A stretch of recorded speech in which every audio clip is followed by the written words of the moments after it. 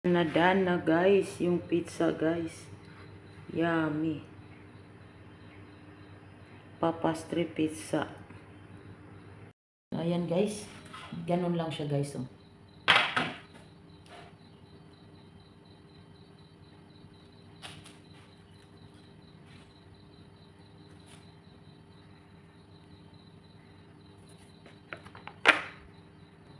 So ayan, maglagay naman tayo dito ng ketchup. Lagyan natin ng ketchup. Tapos red pepper, yellow, and green. Right? And then, chiton. And then, again, chiton. And then, mozzarella. Lagyan natin ng mozzarella. Ayan. Easy lang siya guys. Ayan. And, tutusukin naman siya guys. Ayan. So, ganyan lang. Right?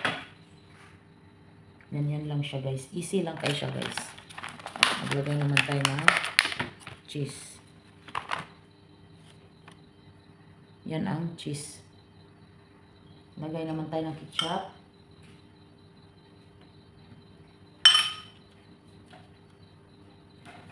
Tapos, yan.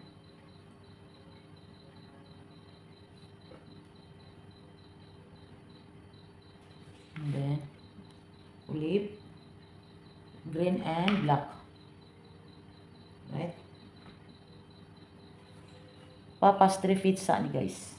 Then, ganyan. At ipopold naman siya guys. Yan guys. Easy lang siya guys. So, ayan na guys. So, babrasan natin ng olive oil with oregano. Okay? Oregano. Ayan, may oregano at saka olive oil. Ang ibabras lang natin guys.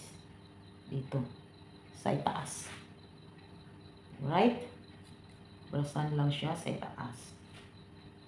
Ng oregano, dry, and olive oil. At i-oven natin. Guys, yung papastri ko guys, nang labasan na yung mga ano guys, ang cheese. But yummy. Ayan na guys. Ayan na guys. Yung cheese ko, pizza, nagkalat na yung cheese guys. Pero, okay lang. Guys, tikman natin yung papastri pizza. Ayan.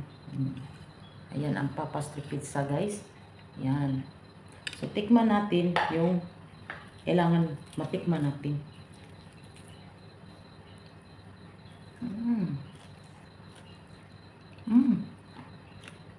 Ang kapasarap. Ang sarap.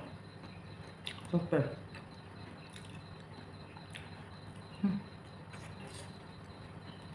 Sarap guys. Pizza papastri.